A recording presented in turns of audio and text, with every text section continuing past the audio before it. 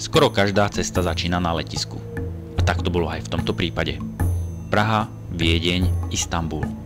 Čo viac dodať?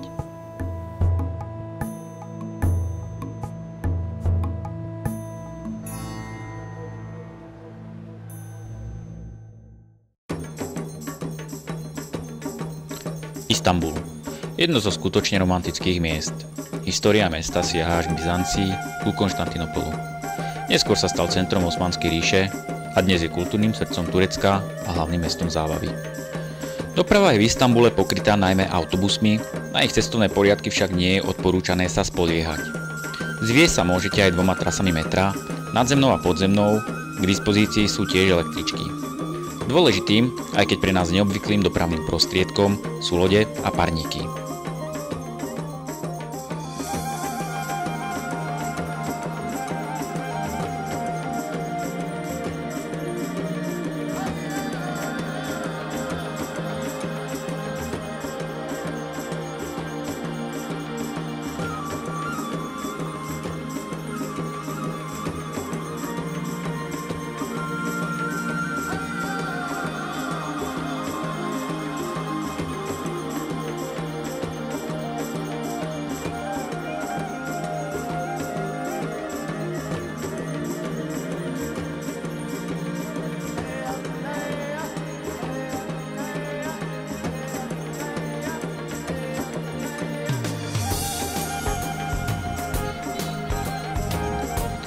V 70. rokoch, keď bol Istanbul hlavnou zastávkou na pozemnej ceste vedúcej z Európy do Ázie, predstavovali jedinou ubytovacou možnosťou v meste špinavé ubytovny, ktoré stáli okolo Modrej mešity a Aje Sofie.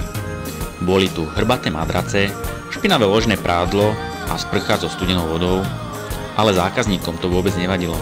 Boli príliš opití, než aby si toho všimli.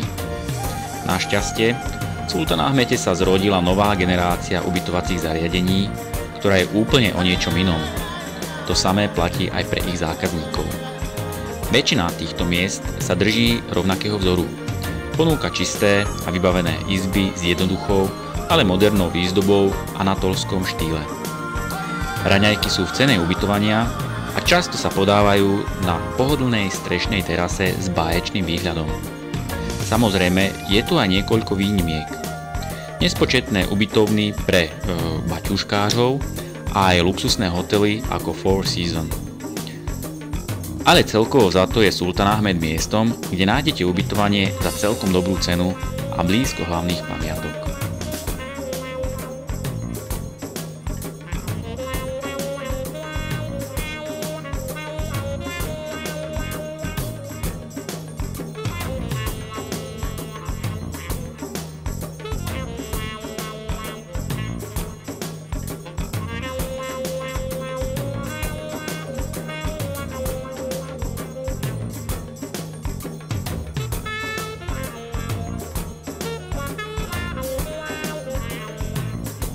Historické centrum mesta a väčšinu známych pamiatok nájdete v európskej časti, ktorá je väčšinou turistami vyhľadávanejšia.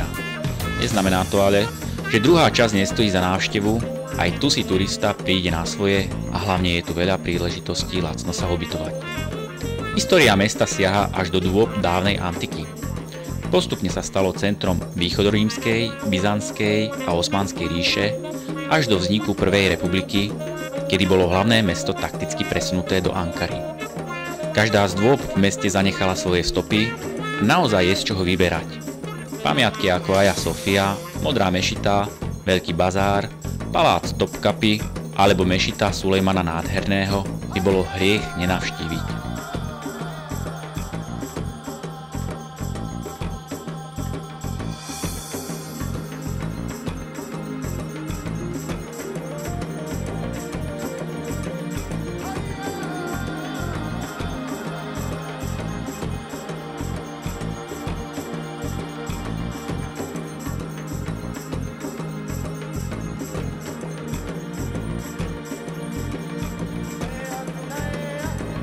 Aja Sofia. Kopul vyplňovalo lešenie, všade boli turisti a strašné fronty, ale ani toto nemohlo zmeniť čistú veľkoleposť stavby. V 6. storočí sa stala jednou z najpôsobivejších sakrálnych stavieb na svete. bola najskôr bazilikou, ktorou sa byzantský cisár Justinian I zapísal do dejín. Bývala aj mešitou, keď Konštantinopolis spadol do rúk moslimov. A aj vďaka tomu, že osmanskí Turci jej vzácne kresťanské mozaiky nezničili, sa dnes Aie Sofie stalo politicky korektné múzeum. Trocha podivný zovňajšok príliš nesľubuje, ale počkajte, až vojdete a uvidíte vnútrajšok. Slovami to nejde popísať. Toto miesto naozaj poznáša dušu a zostruje zmysly. Keď vstúpite ríšskou bránou, váš pohľad i hneď pritiahne masívny dom, ktorý pôsobí, ako by sa bez podpory vznášal.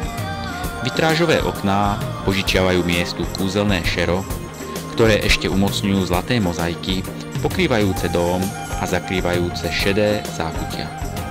Je to proste naprosto božské.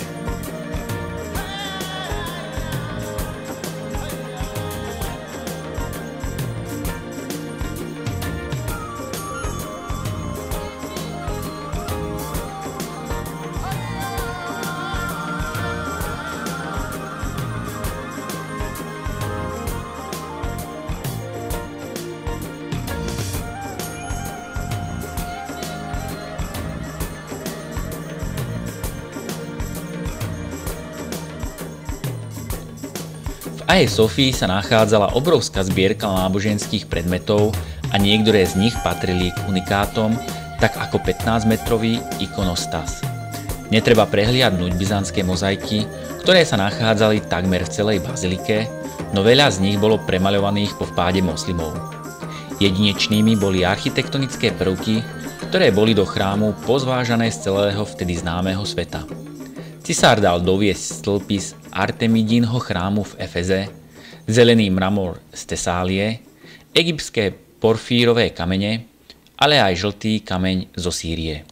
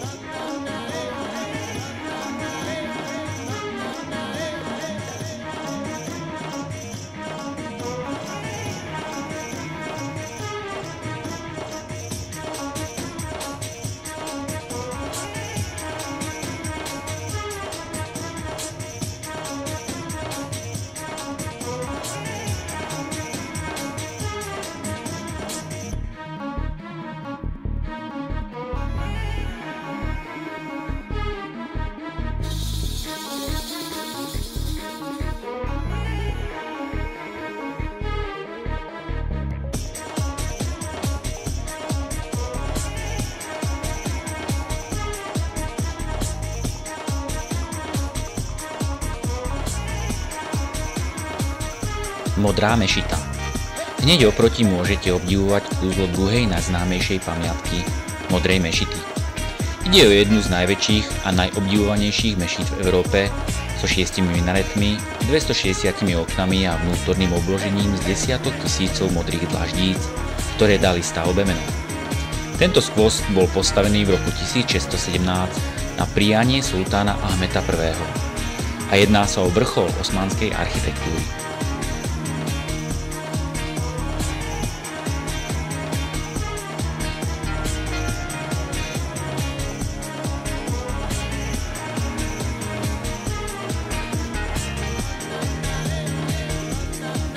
Modrá mešita na rozdiel od Aje Sofie stále slúži svojemu náboženskému účelu. Aj napriek tomu sú však jej útroby preplnené turistami a neplatí sa tam vstupné. Iba v čase mší je pre turistov uzavretá.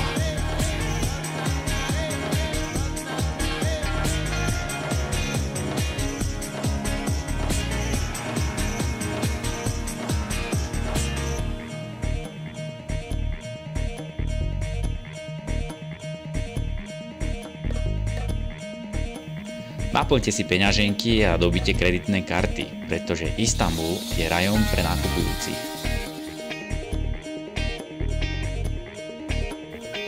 Behom storočí Istanbulčania priviedli svoje nákupné schopnosti k dokonalosti. Obchod majú v krvi a z predaja a nákupu vytvorili takmer umeleckú formu. Veľký bazár alebo Kapalı Çarşı je rajom pre všetkých milovníkov nákupov. Pod jednou strechou tu nájdete takmer 4000 obchodíkov, jeden vedľa druhého, v dlhých chodbách za sebou. Najskôr sa chodby nazývali menami podľa druhu predávaného tovaru, dnes sa s nimi ale neriadte, pokiaľ nechcete zablúdiť.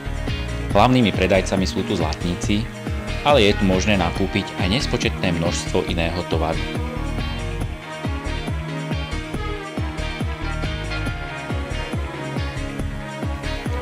Veľký bazár je tak povediac svetový gigant. Každoročne sem zavíta okolo 15 miliónov návštevníkov, ktorí z neho robia najnavštevovanejšiu európsku atrakciu. Mnohí tradiční predajcovia boli síce v plôch vytlačení vysokým nájmom, no hľadanie obchodných pokladov v labyrinte stánkov je o to väčším zážitkom.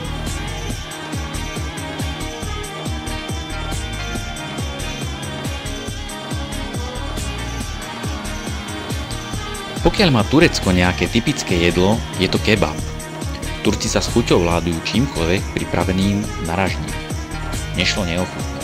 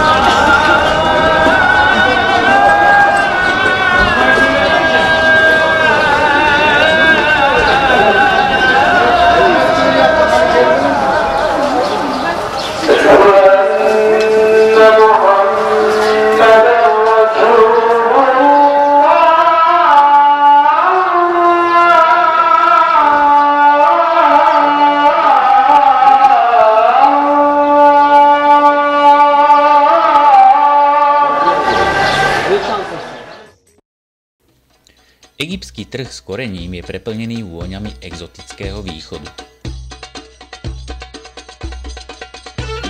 Korenie, sušené ovocie, orechy, semiačka a ďalšie používateľné pôžitky vyplňajú pulty miestnych obchodov.